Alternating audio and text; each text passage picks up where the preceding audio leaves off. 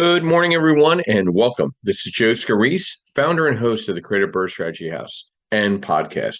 Here every Saturday morning, 8 a.m., every Sunday morning, 9:30 a.m. Eastern Standard Time. We provide education, networking, and strategy. And I want to start off and thank our sponsors, of course. Always want to thank uh, our main sponsors, Perkatech with Yordell Perkins, our social media strategist, here to provide social media strategy for real estate professionals throughout the country.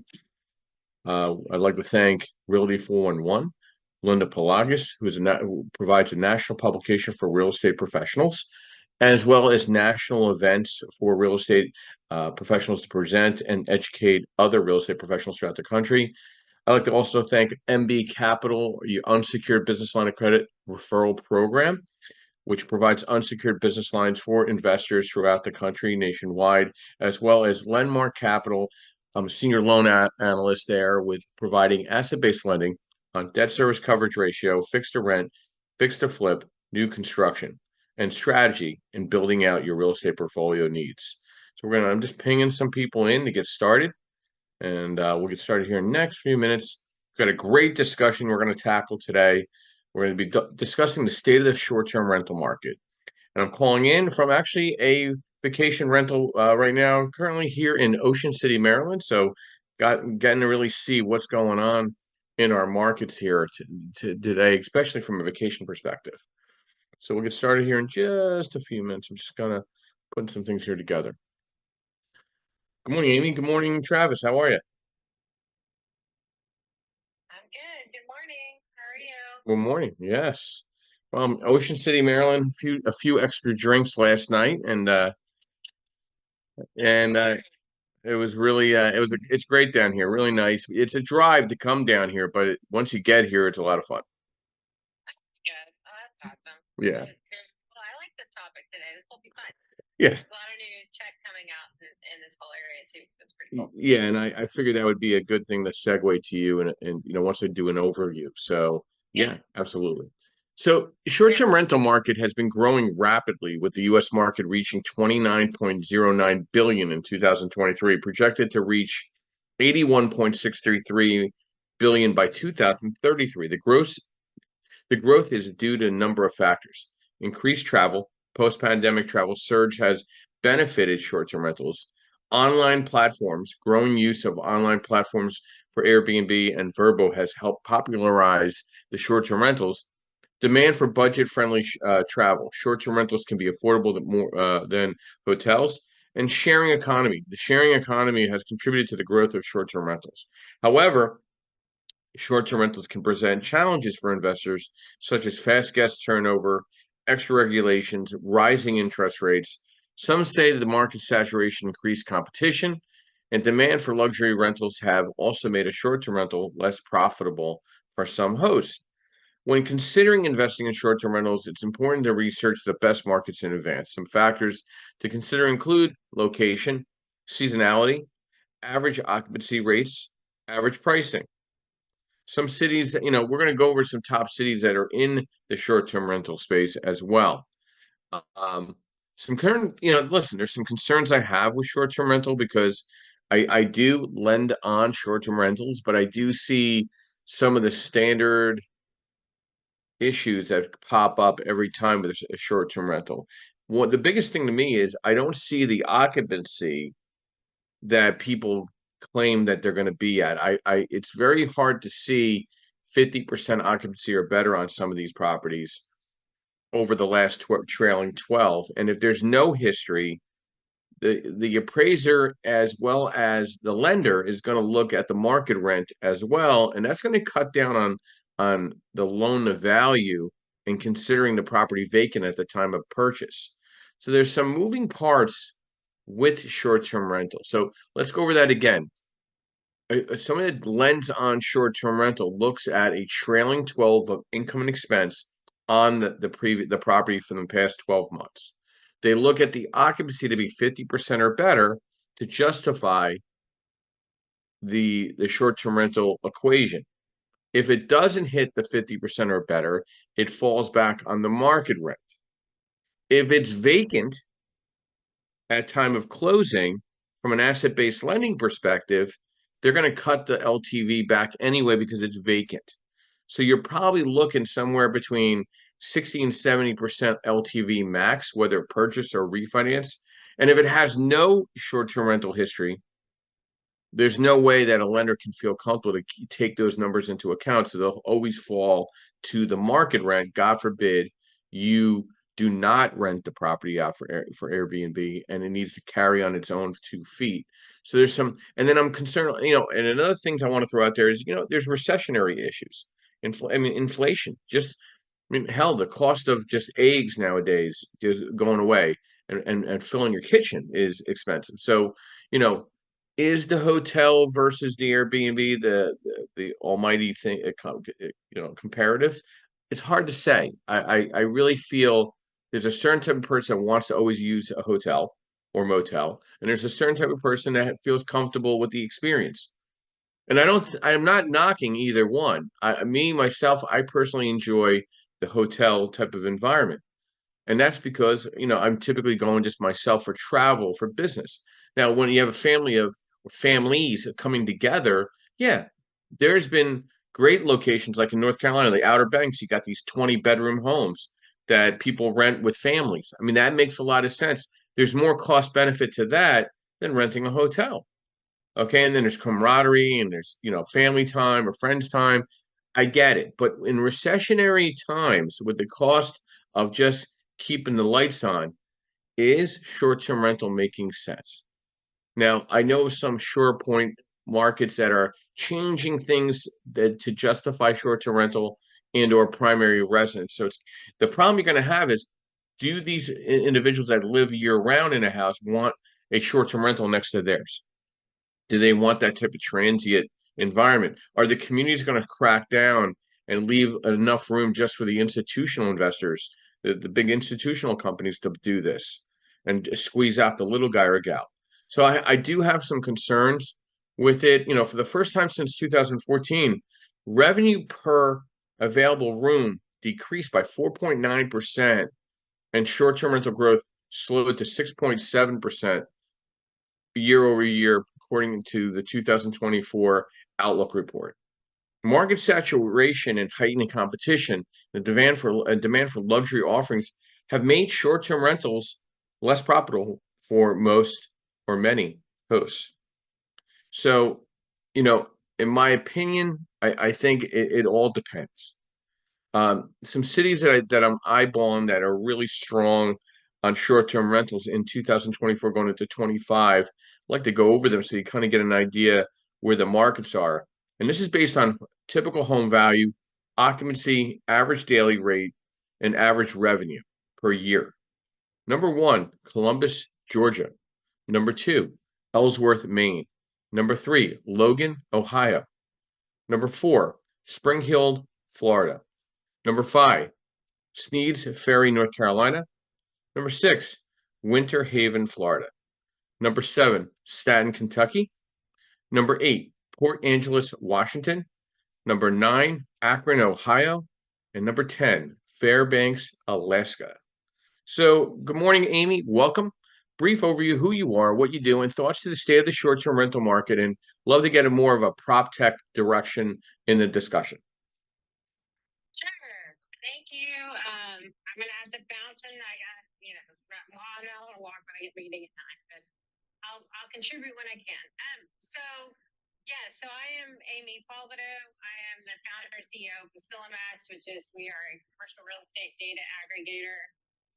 And I'm also the chairwoman of the U.S. PropTech Council. So in this area for short-term rentals, there's lots of new technology coming out as far as, it's just there's technology coming out as far as how you price certain single-family homes, how you do the whole, like, how do you find off-market deals? I mean, there's basically, all around the valuations of homes.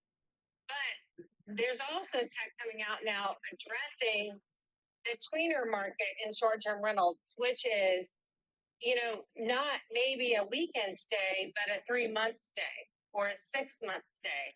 And there's a lot of froth there because it's usually contract workers that are having to go here, there, and the other. There's one of the people part of the council. It's called Airbnb, and he solves that challenge. So he's a startup, but he is now a supplier to the NFL. And so every time somebody has to go to another location, like say for the Super Bowl, they have to find housing for all of these workers. And he became the housing supplier for the NFL because he saw a need for contract workers to find short-term housing. And when back in the days when I owned apartments, I used to do this inherently, but always gave my lender heartburn. I mean, it was something to the point that they were like, okay, you can't have too many of these. So I think it's going to be kind of interesting to see what happens going forward with those. But I think right now a lot of technology is being spent on that. Like, how do we solve this midterm, short term defined as 90 days to 6 months, somewhere in there. So. Well, and Amy, my question is the software staying up to pace and relevant to the smaller investor? Is it, or is that software kind of pricing itself out more toward the institutional company that's providing Airbnb or Airbnb or Vrbo? So as any startup happens, you have to chase the big dog because your R&D is expensive, right? So you got to be able to, but over time, the smaller investor gets to participate because they've created it. So is it coming out for the smaller investor? Probably not, because they've got to recoup all their costs for creating it in the beginning. But in the short-term rental market, it's all smaller investors pretty much, right? I mean, there's not a bunch of, there's some big players in it, like Prime Vacations. A friend of mine is John Coletta, and he owns Prime Vacations, and that's all they do. They have a bunch of vacation rentals, and all over. I mean, he's down in Florida, but he owns them all over the place, and he also manages them. So, and he'll tell you that as far as management of the short-term rentals, there is no good solutions. There's some being built, and some are like being pieced together, like the rest of PropTech.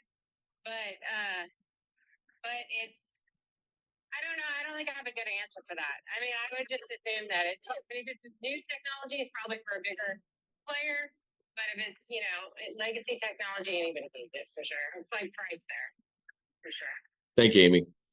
The midterm rental market that Amy was discussing, the demographics cover remote workers and digital nomads, transitional groups, travelers and seasonal visitors, and cost-conscious renters. There's a surging advantages to midterm rentals. Okay, balance of stability and flexibility, attracting a higher quality tenant, lower turnover cost and higher efficiency, long-term stability without the commitment, ideal for corporate housing needs. The lease agreements are tailored to medium-term needs.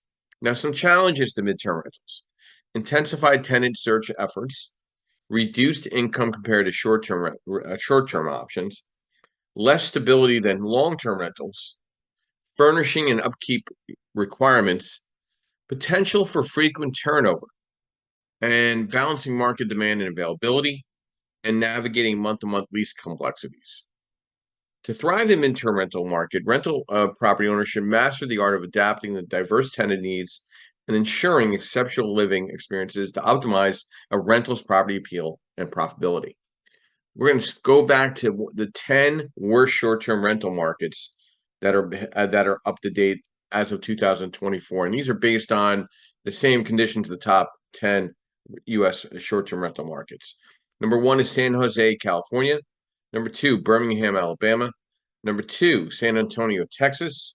Number 3, it was San Antonio. Number 4, Houston, Texas. Number 5, Sacramento, California. Number 6, Raleigh, North Carolina. Number 7, Riverside, California. Number 8, San Francisco, California. Number 9, Oklahoma City, Oklahoma. And number 10, Pittsburgh, PA. Good morning, Travis. Welcome. Go ahead, Amy. Amy, did you want to say something? Yeah, before it, sorry. But didn't it interesting to note that the better short-term markets were smaller markets? Yep. And the worst, they're larger markets. I just thought that was Well, it's the barrier of entry to affordability with taxes, insurance, and the buying of the property itself too. I think. yeah, yeah.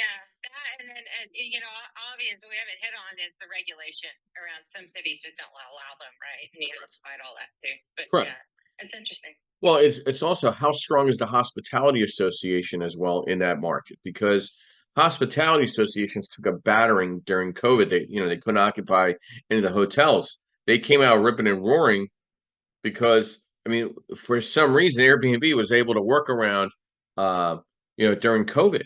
So it's a very tumultuous market right now where hotels and motels are going at it with Airbnb, just like the smaller investors. So it's the dynamics to Airbnb is still evolving. I'm not a fan of it personally. I think there's just too much work to it. It's like repairing your car every day. Okay, there's only so much you can do to a car every day to maintain, and then there's problems. So, and then also, I would be concerned about neighbor relations as well. If you get a couple bad uh, occupants in the Airbnb space, you could run into some serious problems with your community, with your condo association, your townhome community. I mean, there's areas up in the Poconos that are just literally eliminating Airbnb altogether. They don't want it, and there's reasons, and I'm sure they're valid. Maybe not all, but most are valid. So again, this is a very interesting time with inflation, rates not going down anytime soon, cost of living is up. Does it make sense to be a short-term rental investor or mid-term rental investor, or do you just go with the traditional 12-month lease and ride out the storm as a long-term landlord? Travis, good morning and welcome. Brief overview, who you are, what you do, and thoughts to our discussion. State of the short-term rental market.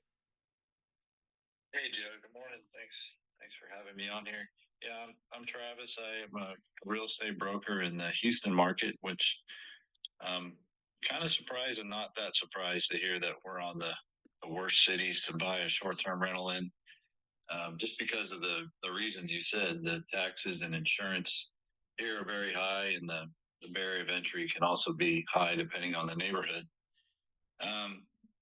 As far as my experience with the short-term rentals, I can't really speak to that because I haven't walked that walk.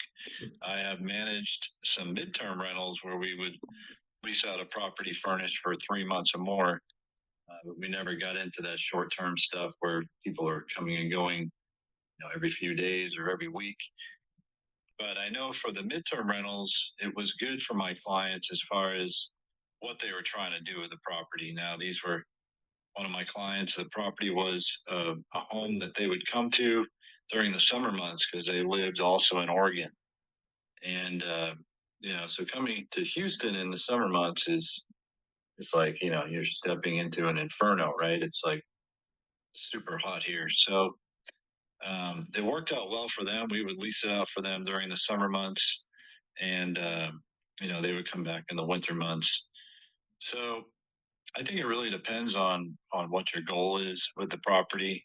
But I know just from seeing how many short-term rentals we have, like down around our seacoast and the Galveston area and Crystal Beach, there's a lot of them, man, and there's a lot to choose from.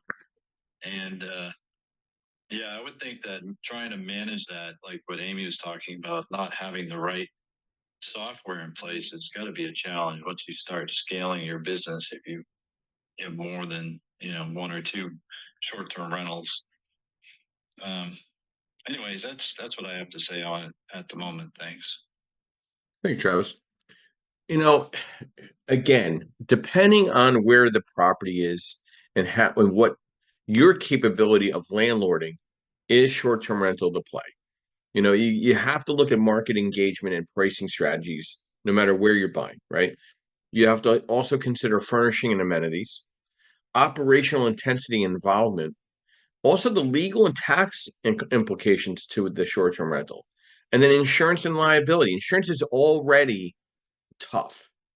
What layer does it add to the overhead on maintaining a short-term rental? And then obviously tenant relationship management.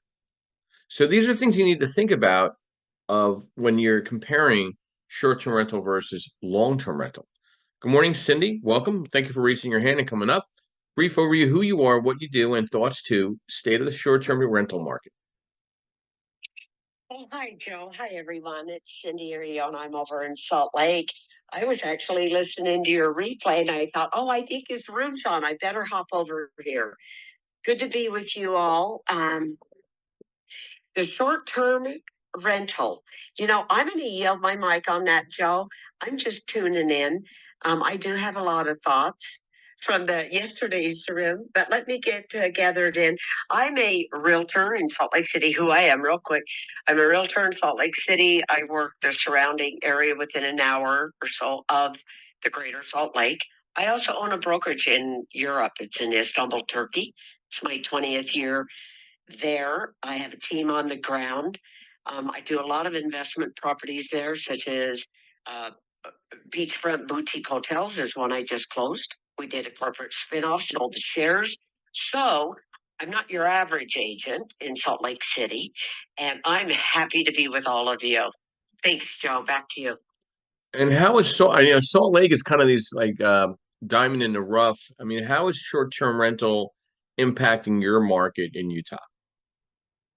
So we have two different dynamics. We've got Salt Lake, which is the business hub, and then Park City, which used to be a secondary ski resort town. It's now year round.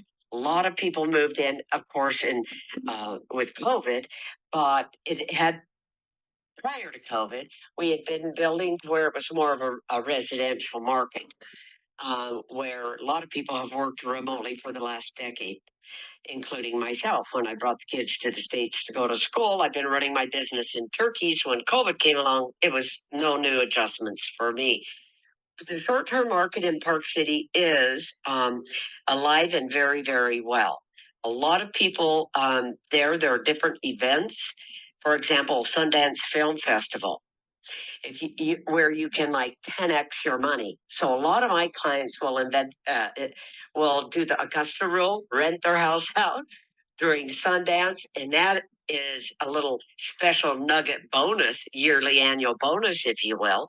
They tried to pass a bill for a moratorium on the short term rentals because they were just trying to clean up the mom pa shops that weren't doing it right, causing ruckus in the neighborhoods and so on. But that didn't, what they did is put in some new stricter rules. It is very alive and well, Joe. We've got a lot of activity happening here in Salt Lake. It looks like we're getting the 2034 Olympics. And we all know what the 2002, that's why we're the diamond in the rough, Joe. Real quick, when Salt Lake got the 2002 Olympic bids, they got all that money. They spent it right with the infrastructure.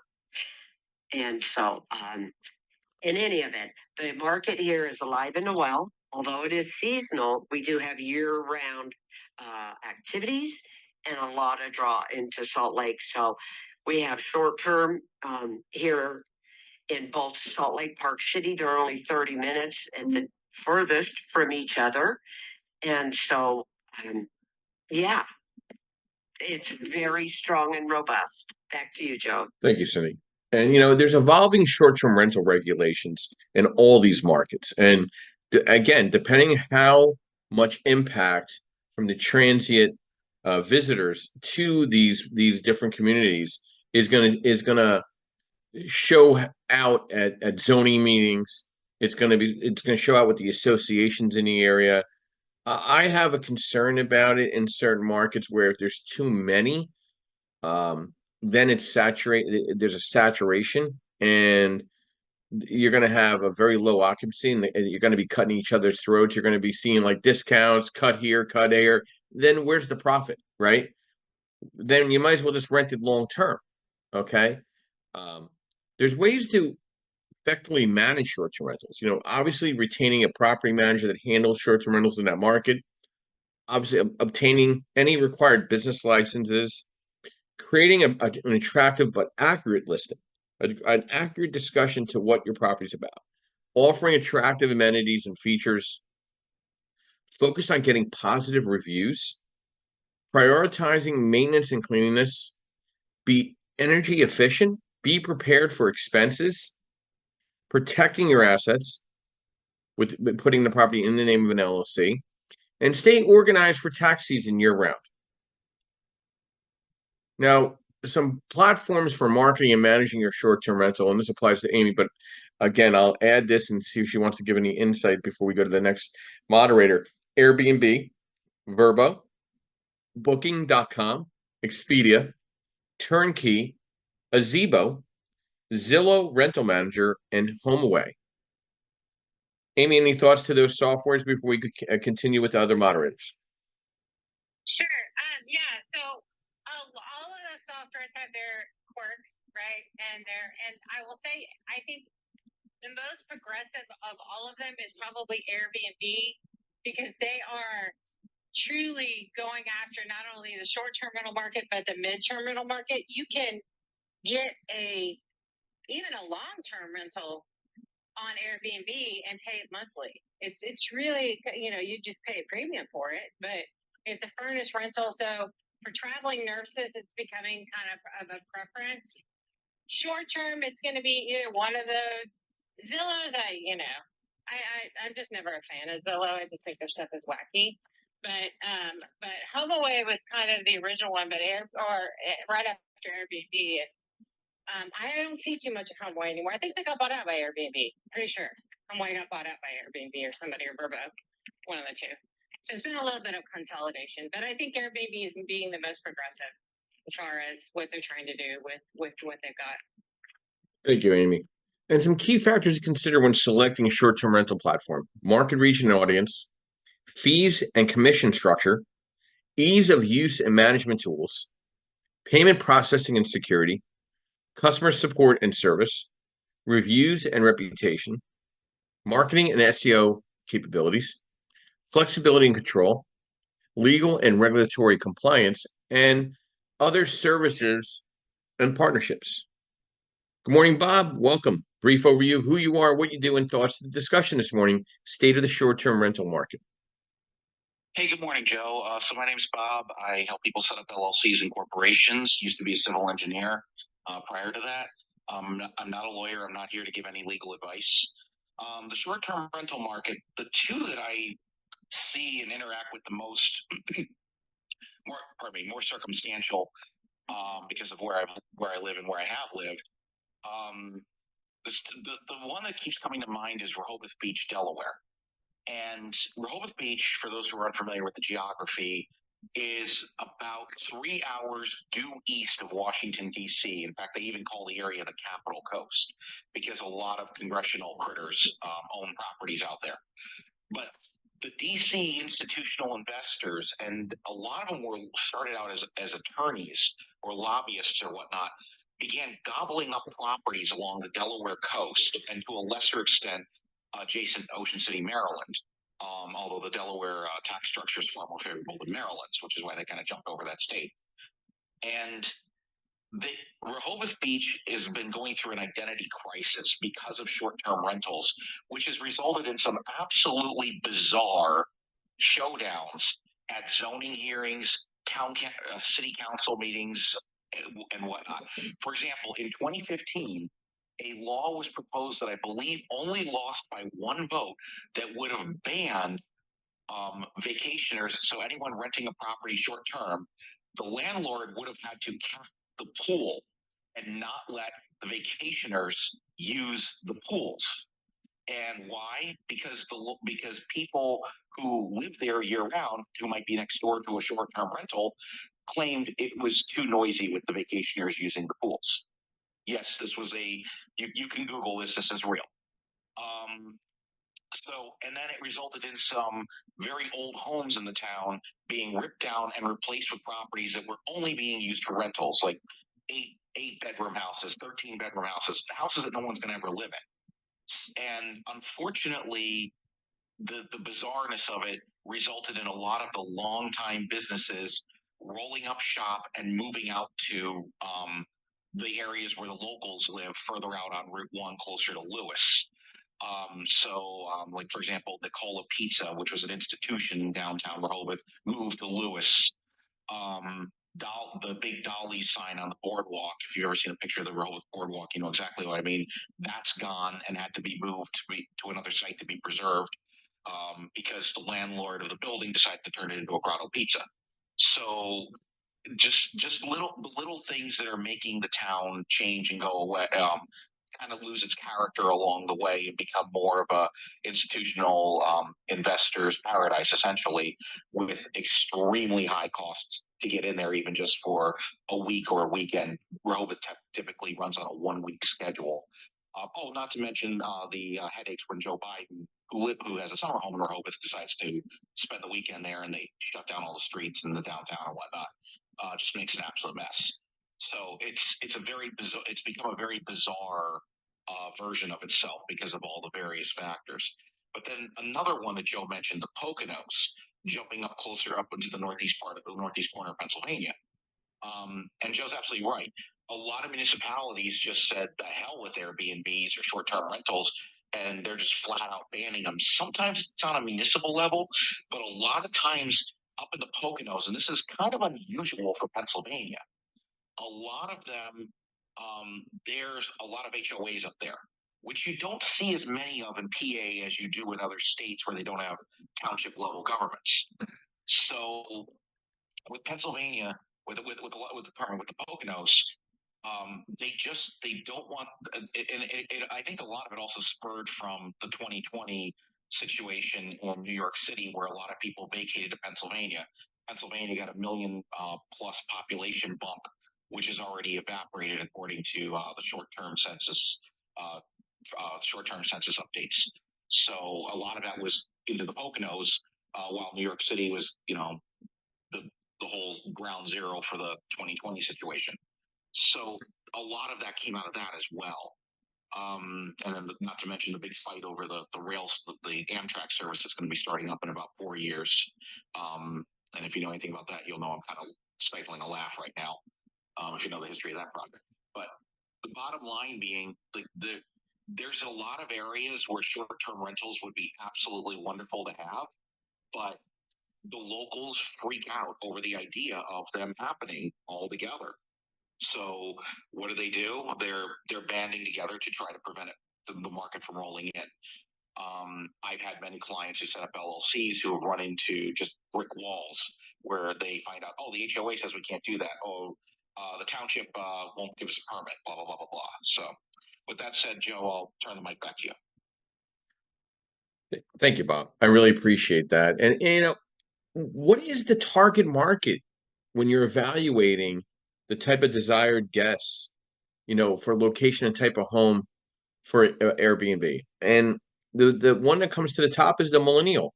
They prefer unusual accommodation and vacation rentals with a personality, whether they're in the heart of a big city or staying in a remote cabin. Millennials are unlikely to prefer a hotel-like experience, but rather the small-scale feel of an independently owned business. They will often look for plenty of Instagram photo opportunities when staying somewhere new. On the other hand, beach lovers of an older demographic might prefer luxury, style accommodation, and hotel, like convenience when looking for the next getaway. They might be looking for a beautiful, quiet accommodation close to the beach and to be prepared to pay top dollar for a convenient location. Whatever target market you're trying to attract with your investment choices and marketing, make sure it's something that you keep in mind when making that final decision. Understanding also the local economy to where the short-term rental is extremely important. After figuring out what type of demographic you're trying to reach with the investment, the next step is to touch with the experienced local realtors in that area, because they know what's going on in that area. They know what the rental market is. They know what the economy is going on. They go to Chamber of Commerce meetings. They're out there. They're trying to at least be it. They should be out there in front of different businesses that are involved with that local community. And that's going to tell them and give them an idea to translate that to potential investors that call upon opportunities in those markets. Hey, is this a good place to buy for a short-term rental? And now, if a realtor is worth their salt, they're going to be honest. They're going to tell the truth. Well, here, this is what it looks like right now, and this is what the long-term rental looks like right now. You should hedge your bets. God forbid it doesn't work out. You don't get the right maintenance services. The upkeep and cleaning of just some of these units is absolutely amazing. I mean, I mean, just cleaning my house and making sure that it stays clean is a feat. So can you imagine taking care of your home and somebody else's and then other ones on a day-to-day basis? So there's some considerations you have to keep in mind. Is this something that you're going to be like, again, you're shining that engine every day, every single day. Good morning, Deborah. Welcome. Brief overview, who you are, what you do, and thoughts to our discussion this morning, state of the short-term rental market. Good morning, Joe. And first of all, happy Father's Day to all your fathers out there. Congratulations and happy Father's Day to you. Deborah Adamy, I live in Las Vegas, Nevada. I'm from Chicago. I've been a realtor out here since 2005. I've known Joe for a while and met him actually here in Vegas and his wife. So the rental market out here in Las Vegas, of course, rentals have gone up. And I read an interesting article in the Review Journal that said that properties, to build on disappear here in 7 to 8 years. That's what they're projecting. We have a huge new build going on right here in Vegas. As far as short-term rentals, it's all over Vegas. You have to be licensed, of course, and $1,000 a year to be licensed. You have to check the property and make sure that it meets all the requirements. But it's always been a good rental market, and if you got grandfathered in, you're very good out here as far as short-term rentals. And it's beautiful all year round. It gets very, very hot. You guys probably know that. But yeah, and we've got so many new football stadiums and baseball. It's really changing since I've come here in 88. So really changing. As far as the Las Vegas, aspect of changing more family sports, always the casinos, of course. But we have the World Series of Poker and a lot of different singers and stuff. So it's always going to be good. But I hope I answered your question, Joe. Well, since I'm a fan of Las Vegas, and actually I got married there, and then I actually met you there at an EXP event. I remember. My thoughts are like you got 3 sporting teams coming there. You got A's, you got Raiders, and then you got the hockey team, right? I'm hearing rumblings that these hotels don't even need the conventions anymore because of all the inbound from the sports.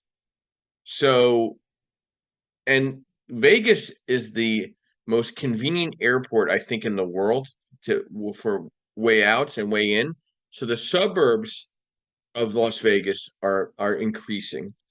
Even rural is becoming more suburb. Don't you think the hospitality associations in Vegas are going to just take over a lot of this Airbnb activity in Vegas over time and kind of push out the little person? What's your thoughts on that? Yeah, I think you're right, Joe. They are the ones that, you had to be grandfathered in because they wanted to stop it because there were a lot of people doing Airbnbs on the strip and they got mad because you're taking market share from them and they're the strongest. I mean, there's nobody stronger out there than and they have the best lawyers and blah, blah, blah. So I think you're totally right, Joe. I think because of the sports coming here and all that, yeah, I think you're right. Yep. Yeah, I'm even seeing in like a vacation rental market such as Cape May, the town is pushing the bed and breakfasts to acquire homes if need be to offer Airbnb through the bed and breakfast. So certain communities are getting active in pushing hospitality to take over some of the potential opportunities of Airbnb in their market. And again, how do you analyze a short-term rental? You got to look at the including demand and supply demand dynamics, the average daily rates, the occupancy rates, the seasonal trends, the regulatory environment. Effective analysis also includes understanding the competitive landscape, particularly in the Airbnb rentals and Airbnb versus Vrbo, to gauge market saturation and identify opportunities for differentiation. Tools like market analyzers and data platforms can provide valuable insights into metrics, helping investors and property managers make more informed decisions. Linda, good morning and welcome. Brief overview, who you are, what you do, and thoughts to our discussion this morning, state of the short-term rental market. Good morning, everyone. Good morning, investors. My name is Linda Pliagas, and I'm the owner of Realty411.com. I'm also a licensed agent and have been for over 17 years. Now, Realty411.com is a news and information website. We publish digital and print magazines, host virtual events and expos, webinars, and more, all in an effort to help investors on their journey. Now, although I am not an Airbnb operator currently, I am a buy and hold landlord and have been for over 20 years. I personally like the security and steady and stable cash flow that comes along with long-term tenancy. But I have to admit, Airbnbs have intrigued me and piqued my interest. Partly because I live in a area which is very touristy. We bring in millions of tourists a year here in the Santa Ynez Valley area of California. So I believe that an Airbnb would do very well in my community. So recently I did some research, and we have the room in our home lot to build another unit in the backyard away from our main house. So it's not visible. So that's why I've been so intrigued with building an Airbnb in the back. Now, my estimates came at about 175,000 to 300,000 to build an existing unit, depending on the size, building materials, and method of construction, such as whether it's going to be prefabricated or built to suit. Now I need to determine how many days and nights the unit will need to be occupied in order to break even and actually to make a profit. So I have looked into incorporating an Airbnb into our portfolio in the near future. And you know what? Maybe one day our readers can stay in our own Realty 411 Airbnb in California. So stay tuned for that. Now, for me, I would not want to be a full-time Airbnb operator because just like Joseph mentioned, it is very time consuming. You need to handle the marketing on the unit, get the unit ready for your guests. There's a lot of responsibilities that go along with that. It just seems to me like it would be a very time consuming endeavor, more than I would want to deal with. But I do know many investors who have done very well with short-term rentals. So as far as advice, I would start my Airbnb career with my own home to make sure it's a model that I can handle and one that I enjoy running. So why don't you, let's see, maybe renovate your garage or a spare room of your home to see if you like operating an Airbnb and if that goes well for you. Now, if this model is something that you enjoy, by all means, you may want to expand and then buy a property just for your own Airbnb business.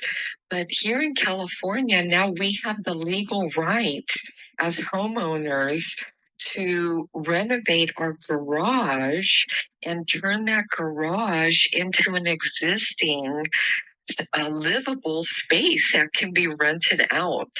It is thoroughly legal.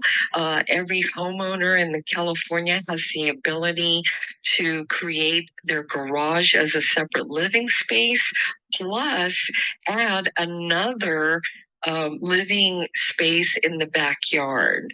So, I mean, you can start your Airbnb career by renovating your garage and renting that out as a short-term rental to see if that works well for you. And I hope this has given people some ideas on how they can start their own Airbnb business right in their own home. Thank you, Joseph. Linda, please stay on mic and thank you. So in regards to ADUs, and this is something that asset-based lending is taking into account. I don't know if you were aware of this, but now you can include the ADU revenue in a single family property as long as you have CO of that ADU. So if you have a Cunningham home, like Fonzie used to live above the garage, and there's a CO to that unit, you can use that revenue toward the debt service coverage ratio of the property. That was something that was not recognized for quite a while, but I think because of the laws in California, because of the overhead affordability of a home, adding that ADU is allowing asset-based lending to come in and lend on some of those properties because that extra revenue is needed to justify the DSCR of that property. So again, let me go over that again. The CO, if there's a CO for that ADU, even with the single family residential designation, asset-based lending is recognizing that additional income toward the overall debt service coverage ratio of the leverage, whether it's for refinance or purchase. Now, when it comes to short-term renting one of those units, there's not a consistency there. So you got to be concerned about that. If you don't have a trailing 12 and a 50% occupancy or better, it's going to fall back on market rent. And most likely that debt service is not going to take all that into account on estimate numbers in the Airbnb specifically with a ADU. So you got to be very cautious with that. And some takeaways I'm thinking here is, 2024 will see a stable occupancy rates in the short-term rental market with a growing demand more toward the luxury and unique properties like tree houses and eco retreats. It's kind of funky, but I don't know if I want to stay in a tree house. I don't know if I can get out, but it's something to keep in mind. Technological advancements such as AI and virtual tours are enhancing guest experiences, while the concept of slow travel is becoming more popular.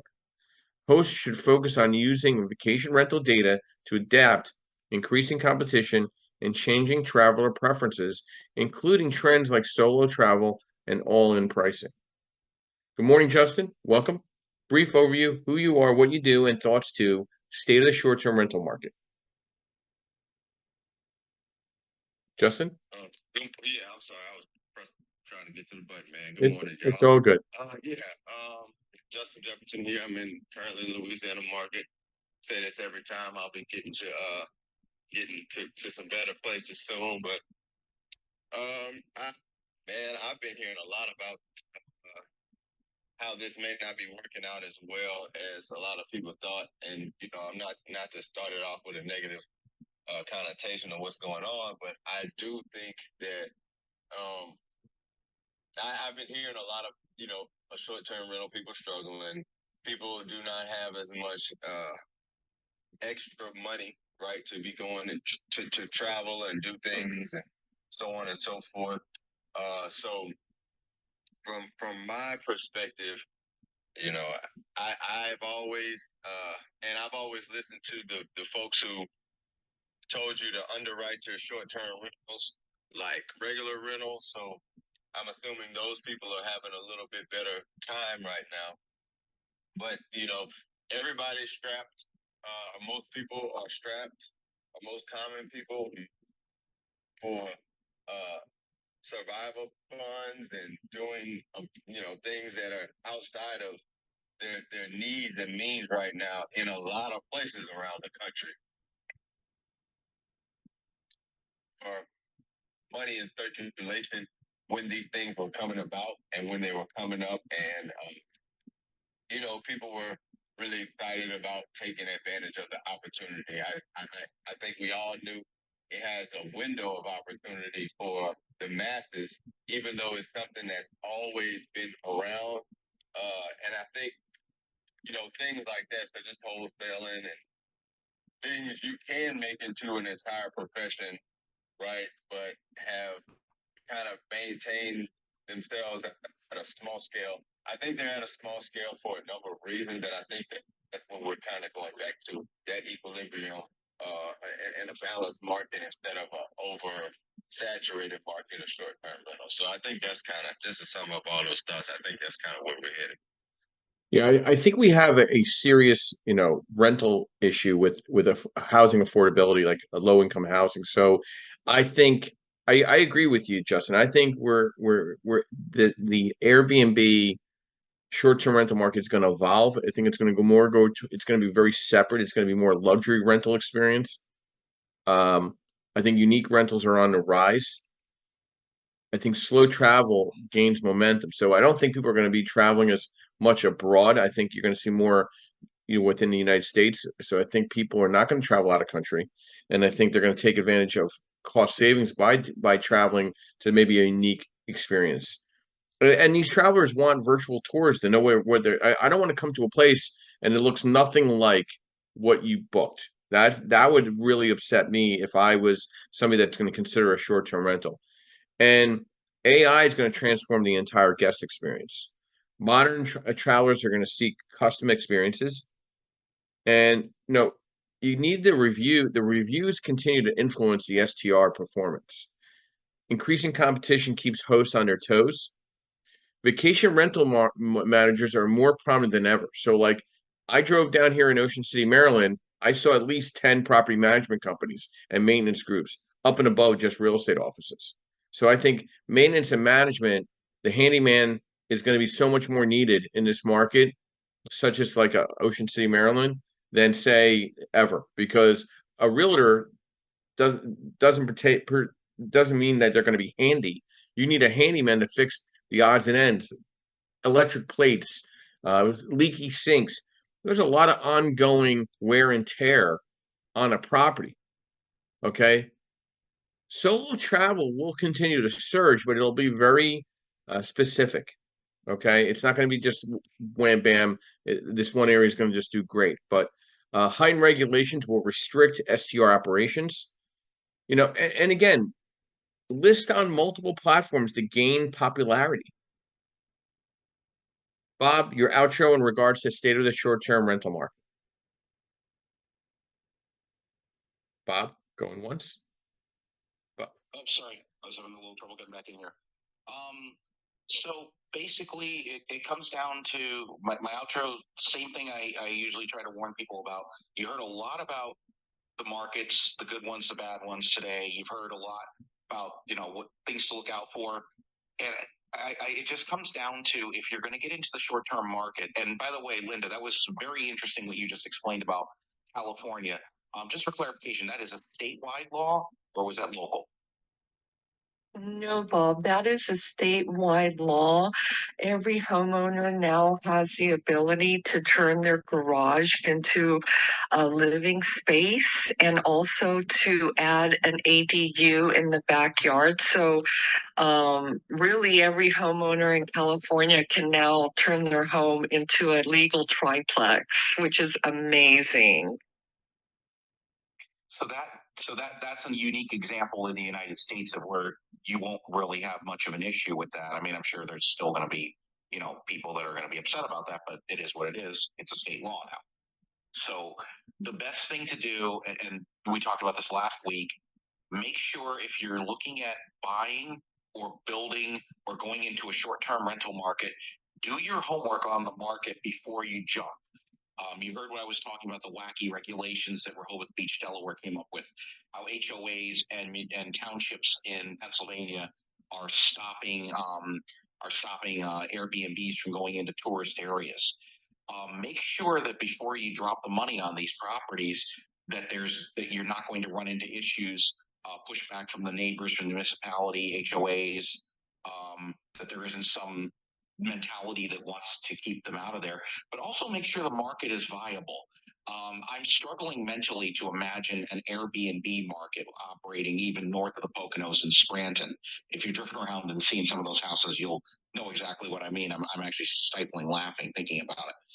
But just do your homework, make sure everything is set up properly. And one comment Joe made about, he said, set things up with an LLC. Just a reminder, if you're going to use LLCs, they do not protect you retroactively. They must be in place, active, and properly set up before you sign on the dotted line to get the loan or purchase the property. If you try to go back and retroactively repair it, it will not protect you for anything that happened prior to that date, especially if you're dealing with short-term rentals. Something to very, very carefully take into heart so that you don't accidentally not run into a problem that could jeopardize your own investment in your own properties that have nothing to do with it, or in the case of California, your main house on the same property. So things to think about and talk to your power team about. With that said, again, nothing I said was intended as legal advice. And thank you again, Joe. Enjoy Ocean City, Maryland, and back to you. Thank you, Bob. Oh, we have a surprise guest that popped up here. I invited her up. I haven't spoke with her in quite a while. Good morning, Jill. Welcome. Brief overview: who you are, what you do, and thoughts to our discussion this morning. State of the short-term rental market. I like it. You see, at 9:30 we start every Sunday. Happy Father's Day Well, to thank you. everyone. And to you. And yeah, good conversation. I think Airbnbs are a hot topic right now, or short-term rentals. And I like the information about the actual Airbnb platform making some changes. But, I think we've talked about this. You've talked about this for a long time, about the safety in those numbers and where that market's going. I think we saw huge saturation right around and before COVID when, the Missouri is not a market that you have a lot of Airbnbs unless you're around a lake or a vacation area, but we saw them and every town started to have them everywhere around COVID. So I think saturation is the number one risk with those right now. And of course, like you said, the numbers, but I think that people don't realize that when you do I do midterm rentals for travel nurses, and it's a hospitality job. It's not just landlording. It certainly is not passive investment. And I think that the furnishings and the upkeep and the turns are also part of the numbers that people have really misjudged, because it's difficult to find cleaners. It's difficult to find quick handyman and then turnover. It's difficult to respond to those, those needs of a traveler as hospitality. So I think those are things that are, those tangent things are some things that have really made the numbers not work like people thought they would, or been more than they thought they were taking on. And I think there are a lot of people that have bitten off more than they can chew, I'd say. But those are my thoughts, and it's great to hear your voices, and it's nice to be up here. Jill, thank you, and I appreciate your insight. I have to agree with you. I'm not a fan of midterm and short-term rental. From a lender, I'll do them because that's my job. But from an ownership perspective, the wear and tear and having maintenance on call, management on call, almost by the day, is a lot different than by a long-term rental where it's not as tedious. So I think it's a wear and tear mindset wise. If you don't have the right management maintenance group in place, you could seriously fail and go upside down in your deal. So you got to be very cautious about that. And you got to look at the barrier of entry and does it make sense for you as a long-term investment? Are the tax benefits in your favor? Are you buying in the LLC? Are you looking at asset protection? Are you hiring the right property manager maintenance group in that area? So these are some great conversation today on the state of the short-term rental market. I want to thank our sponsors, Realty 411 with Linda Pelagas. I want to thank Percatech with Yardell Perkins. I want to thank MB Capital with Eric Maws and myself and Nick DiFederico. I want to thank also Lenmar Capital your asset-based lending provider. And then also, announcement I made yesterday, I've now moved my licenses to active with TCS Property Management, which is in about 14 different markets. If you're looking for a joint venture or partnership with a management company that wants to come into your market, or if you need to have a referral program with a management company, please reach out to me. I'll be setting up a call to action link for inquiry and strategy discussions this week with Yordell. So again, everybody have a blessed Sunday morning. Happy Father's Day to everyone. And my quote this morning, it costs $0 to be a decent human being.